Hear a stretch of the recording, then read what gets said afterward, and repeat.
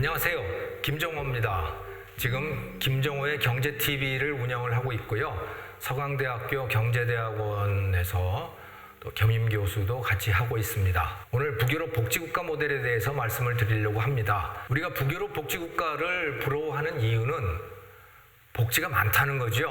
학교도 무료로 다니고 병원도 무료로 다니고 어려움 없이 국가가 다 보살펴준다. 우리도 그렇게 살았으면 좋겠다. 그런 거예요. 그런데 우리가 북유럽 복지국가에 대해서 잘 알지 못하는 사실도 있어요. 그건 뭐냐? 국민들이 그 돈을 다 부담을 한다는 거죠. 그렇지. 당연히 세금 내서 부담을 하겠지. 하지만 부자들이 내는 거 아니야? 바로 그 부분을 잘못 알고 있는 겁니다. 부자들이 세금을 내서 스웨덴 복지국가가 유지되는 게 아니고요. 일반 서민들이 돈을 내서 복지국가가 유지가 되고 있는 겁니다. 아주 단적으로 말씀을 드리면 소득세입니다. 북유럽 사람들은 국민의 6% 정도를 제외하면 다 소득세를 냅니다. 그 소득세도 한두 푼이 아니고 소득의 32%를 최소한 냅니다. 우리나라에서 소득의 32%를 내려면요, 억대 연봉 이상은 돼야 한 30% 정도를 낼 거예요. 하지만 스웨덴 국민들은 아무리 못 사는 사람이라고 하더라도 저소득층이라도 소득의 32%를 최소한 세금으로 냅니다. 부자들은 얼마나 내느냐? 부자들은 52% 또는 57%를 소득세로 냅니다. 가난한 사람은 32%를 냅니다. 그러니까 한국의 부자들보다도 스웨덴의 가난한 사람들이 소득세를 더 많이 낸다고 보시면 돼요. 그것으로 스웨덴의 복지국가가 유지가 되고 있는 거죠. 그들이 복지에 쓰는 돈을 국민 세금으로 일반 서민들까지 포함해서 다 돈을 내서 충당을 한다. 그게 우리가 스웨덴 복지국가, 북유럽 복지국가에 대해서 잘못 알고 있는 부분인 거예요. 우리가 알고 있는 것과 다른 부분인 거죠. 북유럽 복지국가에 대해서 우리가 몰라왔던 부분은 그들의 정직성입니다. 북유럽 사람들은 대체로 아마도 세계에서 가장 정직한 사람들일 거예요. 그것은 복지국가에 대해서 무엇을 의미하는가? 첫째, 받지 말아야 될 사람들은 안 받는다. 우리 보면 그 위장 환자들 이런 사람들 많잖아요. 가짜 교통사고 내가지고 병원에 가서 누워있고 보험금 받고 하는 그런 것들 많지 않습니까? 이런 것들이 가장 적은 나라가 바로 북유럽 나라들입니다. 왜? 국민이 정직하기 때문에. 그래서 안 받아야 될 거는 안 받는다. 그리고 복지를 받으면 일을 안 해도 나는 소득이 보장돼. 이러면 일을 안 할 유혹들이 매우 커지잖아요. 북유럽 사람들은 그런 유혹을 그나마 가장 덜 받는 사람들이다. 왜? 그게 양심의 문제이기 때문에 그런 거죠. 남유럽의 경우에 또 아시아 국가의 경우에 이런 문제들이 잘 해결이 안 됩니다. 공짜로 살 수 있게 되면 사람들은 공짜로 살게 되는 거예요. 근데 북유럽 사람들은 비교적 그런 폐해가 덜 나타나게 되는 거죠. 복지국가의 폐해가 덜 나타나는 나라. 그게 북유럽 국가다. 그래서 크게 보면 이 두 가지, 국민이 저소득층을 포함해서 모든 국민이 세금을 낸다. 둘째, 국민들이 정직하다. 이 두 가지가 북유럽 복지국가를 지속 가능하게 만들어주는 원인이다. 이렇게 저는 평가하고 싶습니다. 북유럽 복지국가에 대해서 궁금한 게 있을 겁니다. 그렇게 휴가도 길고 많이 노는데 소득은 어떻게 이렇게 높을까? 1인당 45,000달러, 50,000달러 이런 식으로 되니까 그건 궁금할 만하죠. 휴가가 길어서, 노는 시간이 길어서 일하는 시간이 짧아지는데 많은 돈을 벌려면 답은 간단하죠. 일하는 시간 동안 집중적으로 일을 해야 되고 또 시장을 넓게 잡아야 되는 거죠. 전 세계를 자기 자신의 시장으로 생각해야 되는 겁니다. 스웨덴 사람들 외국어 정말 잘하죠. 여러 가지 외국어를 정말 잘합니다. 그래서 시장이 넓다. 또 기계를 많이 쓴다. 그래서 노동력의 부족을 기계로 해결을 하는 거죠. 이렇게 크게 보면 일하는 시간에 집중적으로 일한다. 전 세계를 대상으로 해서 국경에 구분 없이 일을 한다. 또 기계를 많이 사용한다. 이런 요인 때문에 오랜 시간 휴가를 가지고도 높은 소득을 벌어들일 수 있다. 이렇게 생각해 볼 수 있습니다. 스웨덴 같은 북유럽 국가들은 우리가 사회민주주의, 삼인주의 국가라고 이야기를 하잖아요. 그래서 이 삼인주의라고 하는 것은 사회주의를 프롤레타리아 혁명이 아니라 민주적인 선거에 의해서 실현하는 그런 시스템이에요. 그러니까 기본적으로 이거 사회주의 아니야? 이 나라는 사회주의 국가 아닐까? 북유럽 국가들은 사회주의 아닙니다. 1990년대까지 1970년부터 한 20여 년 동안은 이 나라들이 사회주의 국가였던 적이 있었어요. 그래서 기업에 대해서 정부가 철저히 통제를 하고 하는 그런 기간이 있었습니다만은 1990년대 중반부터 이 나라들은 전혀 사회주의 국가가 아닙니다. 어느 정도로 사회주의 국가가 아니냐? 아주 단적으로 보여주고 있는 것이 대기업이 망했을 때 정부가 도와주지 않습니다. 우리나라를 생각해 보면 대우조선해양이 부도 상태에 이르렀을 때 대한민국 정부는 어떻게 했느냐? 그거 다 정부가 산업은행 돈 줘가지고 살려주고 그랬잖아요. 우리는 그런 일이 비일비재합니다. 그런데 스웨덴 정부는 그렇게 안 해요. 망하면 망하는 겁니다. 볼보를 중국 기업이 인수를 하는데 그거 할 수 없는 거야. 왜? 그건 비즈니스니까 그냥. 이런 정도로 기업의 일에 대해서 국가가 관여하지 않습니다. 자유주의적인 국가인 거죠. 기본적으로 이 북유럽 국가들은 바이킹의 후예들이었고요. 이 나라들은 봉건주의를 거치지 않았습니다. 즉 예전부터도 독립된 개인들에 의해서 구성된 사회였던 것이죠. 봉건주의 사회는 대부분 노예 시스템인 거예요. 농노라고 하는 사람들, 대다수의 사람들은 영주 또 국왕의 노예 비슷하게 돼 있던 거죠. 이건 동양도 마찬가지고. 그런데 이 바이킹 사회는 그런 것이 아니고 뭐 두목이나 그냥 일반 구성원이나 다 똑같은 개인들이었기 때문에, 그리고 그런 것으로 계속 역사가 구성이 되어 왔기 때문에 이 사람들은 상당히 독립적인 자유주의적인 그런 사람들인 것이죠. 그러면 이들에게 복지국가는 뭐냐? 독립적인 개인들의 그 독립적인 삶을 도와주는 그런 거라고 보시면 되는 거예요. 우리가 전통적으로 알고 있는 사회주의는 국가가 국민을 통제하는 그런 국가입니다. 국가가 기업을 통제하는 국가예요. 그래서 국민은 국가의 노예가 되는 거죠. 사회주의가 되면. 바로 북한이 그렇고 과거에 소련이 그랬고 모택동 시대에 중국이 그랬단 말이죠. 그게 바로 전통적인 사회주의 국가예요. 북유럽의 복지국가는 국가가 국민을 통제하지 않아요. 다만 돈으로 도와줄 뿐이죠. 국민은 그 도움으로 각자의 독립적인 삶을 산다. 이렇게 보시면 되는 거예요. 그 필요한 돈은 각자가 또 낸다라고 하는 겁니다. 그래서 이 북유럽의 복지국가는 매우 자유주의적인 국가, 전혀 사회주의적이지 아닌 국가, 이렇게 이해하시면 되겠습니다. 미국의 헤리티지 재단이 매년 경제 자유지수 인덱스 오브 이코노믹 프리덤이라고 하는 걸 발표를 하는데요. 전 세계 150개 국가에 대해서 그 나라가 얼마나 경제 자유를 또 이 시장 경제를 잘 하고 있는가라고 하는 걸 평가하는 그런 지수입니다. 세계에서 가장 신자유주의적인 나라는 홍콩, 싱가포르, 뉴질랜드, 스위스, 그 나라들이 1, 2, 3, 4등입니다. 꼴등은 북한, 한국은 29등. 그러면 우리가 일반적으로 삼인주의, 사회주의 국가라고 알고 있는 북유럽 국가들은 어떠한가? 한국보다 순위가 낮아야겠죠. 한 50등, 60등은 될 것 같지 않습니까? 전혀 그렇지 않습니다. 이 나라들은 다 20등 안에 있어요. 한국보다 훨씬 더 신자유주의적인 것이죠.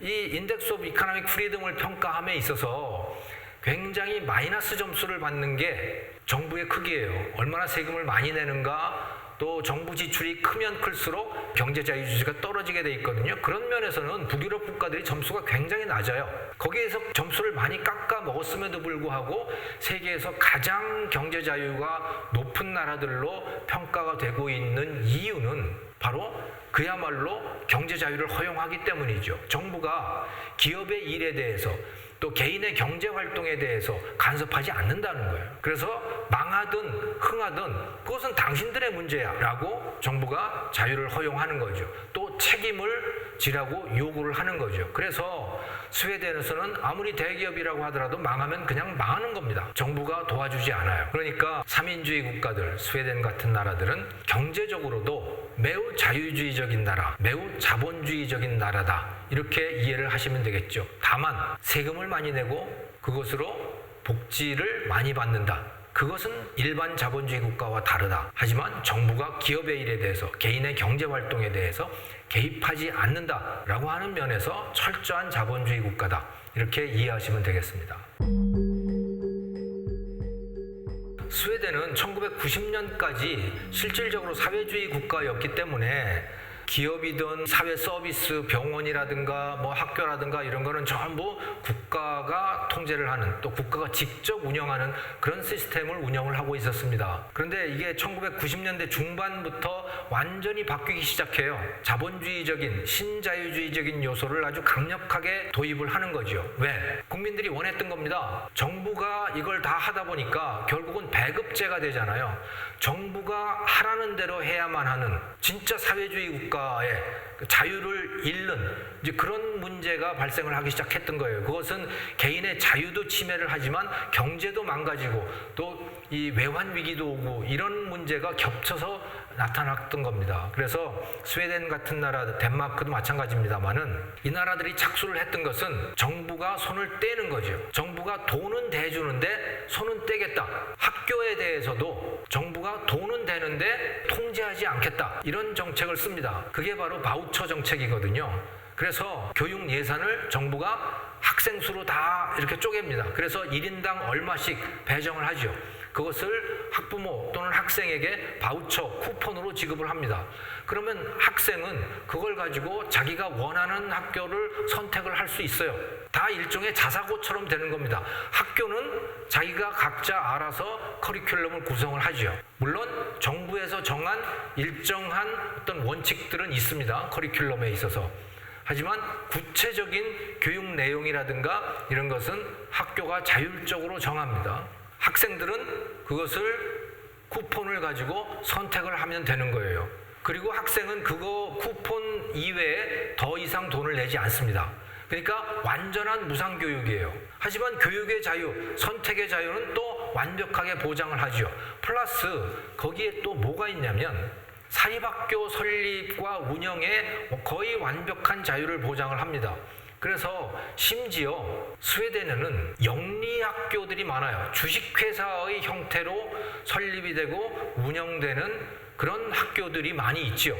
그것이 좋은지 나쁜지 그것은 정부가 판단하는 게 아니고 시민단체가 판단하는 게 아니고 학부모, 학생들 각자가 판단한다는 거예요. 그래서 이 스웨덴이라고 하는 나라, 덴마크라는 나라, 이런 나라들은 무상교육, 즉 무상복지를 실현하면서도 국민들이 완벽한 선택권을 행사할 수 있게, 그래서 시장 기능에 의해서 이런 사회 서비스들, 교육 서비스가 공급될 수 있도록 제도를 완전히 개혁을 했던 겁니다. 그것을 통해서 복지와 개인의 선택, 복지와 자유라고 하는 것을 동시에 실현을 하고 있는 것이죠.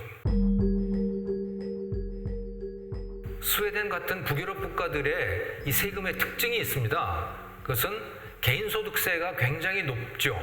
최소 32%에서부터 최고 57%까지인데 법인세는 낮습니다. 법인세는 22%이고요. 최고 세율이. 그리고 그것을 더 낮춰가지고 20% 수준까지 더 낮추겠다고 계획을 발표를 했더군요. 그래서 법인세는 낮아요. 상속세는 아예 없습니다. 폐지를 해버렸어요. 이렇게 된 이유가 있습니다. 1970년부터 1990년까지 한 20여 년 동안 스웨덴, 이 북유럽 국가들이 실질적으로 사회주의 국가였다고 했잖아요. 이때 엄청난 폐해가 발생을 했던 겁니다. 그 당시에 스웨덴의 세율이라고 하는 것은 거의 몰수에 가까운 그런 세금들이었습니다. 그래서 돈을 벌면 개인이 거의 가져갈 수 없는 그야말로 사회주의적인 세율을 운영을 했던 거예요. 그랬더니 당연히 나타나는 결과는 뭐였느냐? 사람들이 도망을 가기 시작했던 거죠. 도저히 여기서는 견딜 수 없다. 스웨덴 사람들도 도망을 가게 된 겁니다. 대표적으로 도망을 갔던 데가 이케아예요. 스웨덴의 대표적인 그 가구 회사잖아요. 이 회사가 세계적인 회사였는데 나 도저히 여기서는 내가 세금 내려고 그러니까 오히려 빚을 얻어가지고 세금을 낼 정도가 돼버렸다.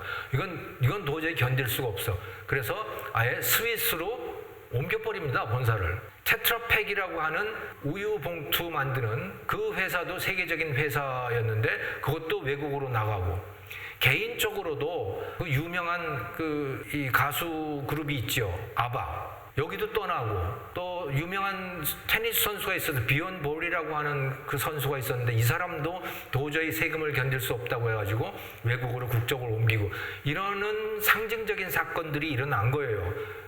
사람들이 이제 이건 아니구나, 스웨덴도 이것은 도저히 견딜 수 없구나. 그래서 세금을 바꾸기 시작했던 겁니다. 뭘 바꿨느냐? 외국으로 쉽게 떠날 수 있는 것들에 대해서는 이건 세금을 낮춰야 된다. 그래서 기업에 대해서는 세금을 낮추자, 이렇게 된 거예요. 우리하고는 반대죠. 우리는 기업에 대해서 세금을 높이자 이러고 있는데 스웨덴 사람들은 현명했던 겁니다. 기업은 세금을 높이면 떠난다. 그러고 나면 그걸 어떻게 다시 불러오느냐. 그러니 기업에 대해서는 세금을 낮추자. 그래서 법인세를 낮췄어요. 지금 그래서 최고세율을 22%까지 낮췄습니다. 우리나라는 법인세 최고세율이 25%죠. 근데 22%를 더 낮추겠다고 결정을 봤어요. 그리고 상속세는 아예 0%로 만들어버렸습니다. 상속세가 없어요. 그랬더니 이케아가 다시 돌아갔죠, 스웨덴으로. 그런 걸 노렸던 겁니다. 하지만 세금은 많이 필요하잖아요. 왜? 복지를 많이 해야 되니까. 그럼 그 돈은 누가 내느냐? 그건 국민이 내야 된다. 그냥 개인이 내야 된다는 거예요. 기업은 나라 간을 쉽게 돌아다니니까 거기에 대해서는 세금을 매기면 안 되고 개인이 내야 된다. 그래서 개인소득세가 그렇게 높은 겁니다. 또 개인이 내는 소비세, 부가가치세, 이것도 굉장히 높아요. 25%입니다. 우리나라의 부가가치세가 10%잖아요. 스웨덴은 25%예요. 여기 면세자도 거의 없어요. 그러니까 스웨덴의 세금은 개인소득세와 부가가치세가 대부분을 이루고 있다, 이렇게 보시면 돼요. 일반 서민들이 그냥 다 돈을 내는 겁니다. 그리고 일반 서민들이 그 돈을 받고 있는 거죠. 그런 구조로 돼 있어요. 기업들은 세금을 상당히 낮은 수준에서 낸다, 이렇게 이해를 하시면 됩니다. 우리가 스웨덴의 또 북유럽 국가들의 조세 체제에 대해서 바로 알아야 될 부분인 거죠. 스웨덴을 통해서 또 북유럽 국가들을 통해서 우리가 배워야 할 것은, 국가로부터 복지 혜택을 많이 받으려면 우리 한 사람 한 사람이 세금을 많이 내야 된다는 겁니다. 많이 낼 각오가 없다면, 많이 내고 싶지 않다면 받는 것도 작아야 해요. 그것은 어길 수 없는 철칙인 거죠. 유럽에는 세 종류의 나라가 있습니다. 스웨덴, 스위스, 그리스, 이 세 나라가 아주 극명하게 대비를 이루죠. 스웨덴은 많이 받죠. 그런데 국민들이 많이 냅니다. 스위스는 별로 안 내요.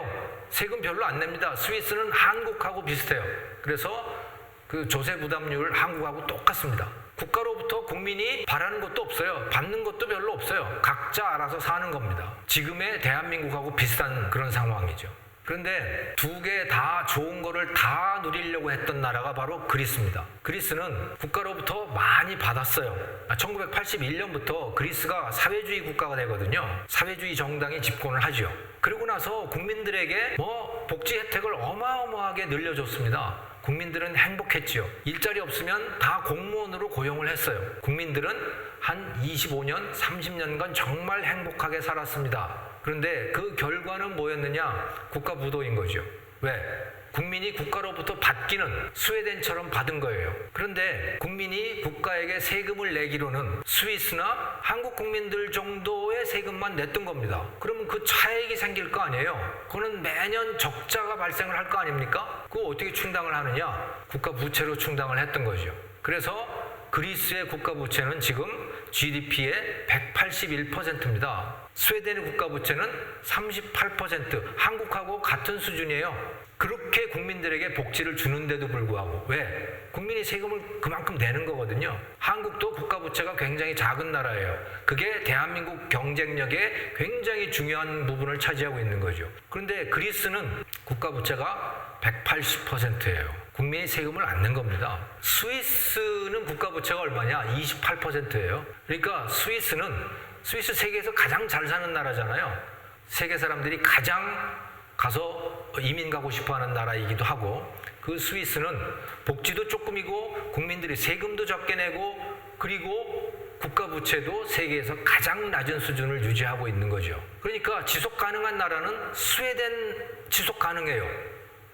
복지가 많지만 국민이 세금도 많이 낸다. 스위스 지속 가능해요. 복지 조금이고 세금도 조금 낸다. 그리스 지속 가능하지 않아요. 왜? 복지를 많이 받고 국민들이 세금은 적게 낸다. 이건 지속 가능할 수가 없는 거죠. 나라가 망하는 겁니다. 자, 대한민국은 지금까지 스위스 같은 나라였어요. 복지도 적고 국민들이 내는 세금도 작았어요. 그런데 지금 우리는 고복지로 가려고 하죠. 스웨덴 같은 복지로 가려고 해요. 그러면서 동시에 우리가 주장한 것은 부자 증세예요. 그 세금은 다 부자가 내라는 거거든요. 세상에 그런 건 없습니다. 스웨덴이 그렇게 하려고 하다가 1990년대에 스웨덴이 외환 위기를 맞이하거든요. 그러면서 확실하게 배우는 거죠. 아, 세금은 국민 모두가 내야 되는 것이다. 그리고 낸 만큼만 받는 거다. 모든 국민이. 우리나라도 그렇게 가야 되는 겁니다. 부자 증세를 하면서 스웨덴 같은 복지를 하겠다? 이것은 그리스처럼 망하겠다는 겁니다. 그래서 국민이, 우리 청년들이 선택을 하셔야 돼요. 최소한 내가 돈 벌어가지고 내 소득의 40%를 세금으로 낼 각오가 돼 있으면 스웨덴처럼 간다. 그게 아니고 지금 정도의 세금을 낼 그런 생각이라면 그냥 스위스처럼 가야 돼요. 지금까지 해왔던 식으로 그냥 가는 거예요. 그게 지속 가능한 겁니다. 자, 오늘 그래서 북유럽 복지국가로부터 배운 것, 나라가 지속 가능하려면 국민이 세금 내는 만큼 또 일하는 만큼 복지를 할 수 있는 것이다 라고 하는 점이었습니다. 고맙습니다.